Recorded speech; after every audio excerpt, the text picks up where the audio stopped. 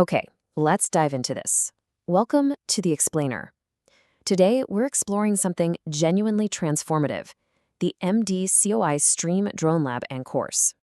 Real quick, before we get too deep into the weeds, I do need to mention a mandatory housekeeping note.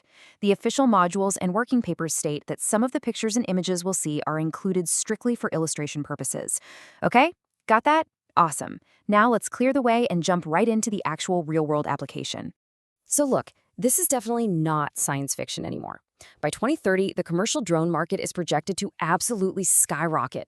I mean, this is literally your students' future we're talking about here. If you're an educator or maybe a school administrator and you're trying to figure out how to prepare your students for tomorrow, well, this is exactly what you need. We're already seeing massive leaps in advanced fields, right? Take precision agriculture, for example. Drones are out there scanning, analyzing, and treating crops with just incredible accuracy. To help our students thrive in that kind of economy, we really have to place them directly inside this high-stakes, technology-driven narrative, like right now. And this brilliantly illustrates exactly who is stepping up to the plate. The Malaysia Drone Chamber of Commerce and Industry, or MDCoCI, is the premier brand and the primary driver behind this revolutionary STREAM curriculum. And by STREAM, we mean science, technology, robotics, engineering, arts, and math, the whole shebang.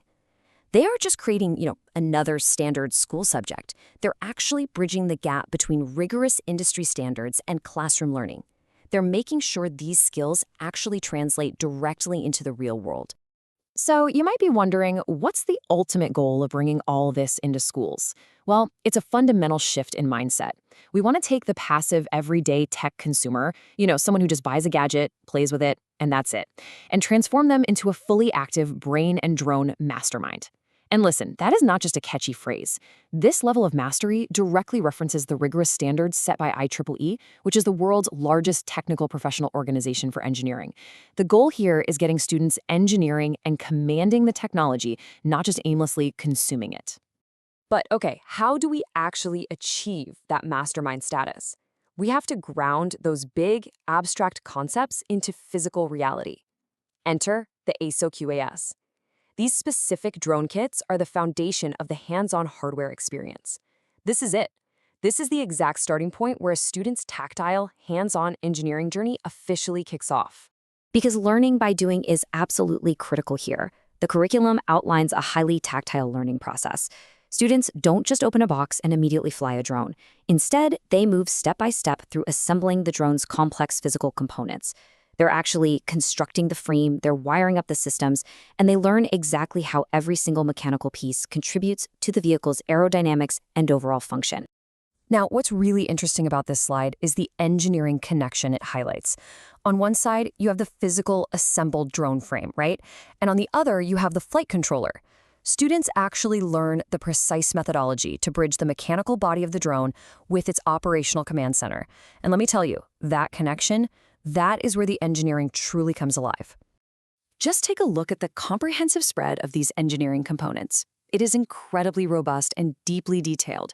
We're talking advanced motors, telemetry radios, flight controllers, carbon fiber frames. It's amazing. It really emphasizes the absolute depth of this tactile, TVET-aligned engineering experience.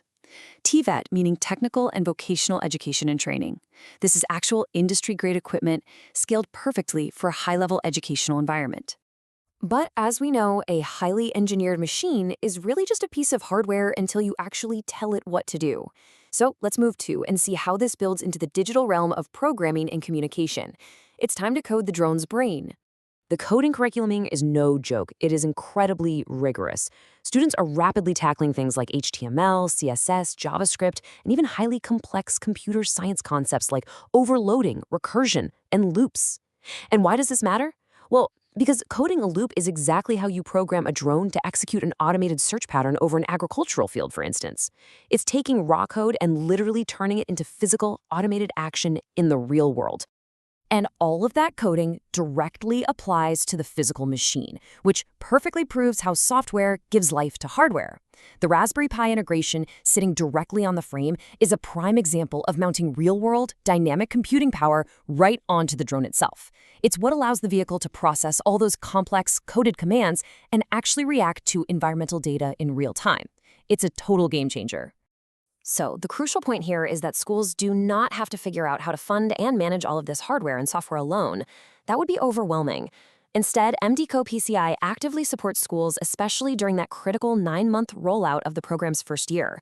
They offer comprehensive services. We're talking providing the necessary working project papers, offering deep guidance and mentorship, and honestly, perhaps most importantly, providing vital sponsor leads and grants so schools can actually fundraise to build a lab. As students master these skills, they don't just get a grade. They enter a professional and entrepreneurial ecosystem. This progression maps out the real climax of their educational journey across 3 distinct points in time. First up is portfolio development, where they document their projects and certifications to really strengthen university or job applications. Second, advancing to startup incubation through the Youth Startup Ecosystem or YSE program. And finally, culminating in actual intellectual property ownership. Honestly, this is arguably the most exciting part of the entire curriculum, because we aren't just teaching a class here. We are literally launching future business owners. Students in this program pitch real drone-based solutions, whether that's delivery, surveillance, or advanced agriculture systems. They are forming actual startups, and the program strongly encourages them to patent their innovations and commercialize their inventions. It gives them real-world business stakes before they even graduate. How cool is that? It all leads to one vital, provocative thought for every educator or administrator watching this. Are your students ready to leave basic technology consumption behind and become the next generation of brain and drone masterminds?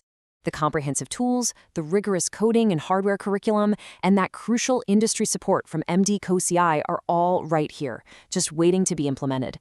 Thanks so much for joining me for this explainer, and I really encourage you to take the leap into the future of STEAM education.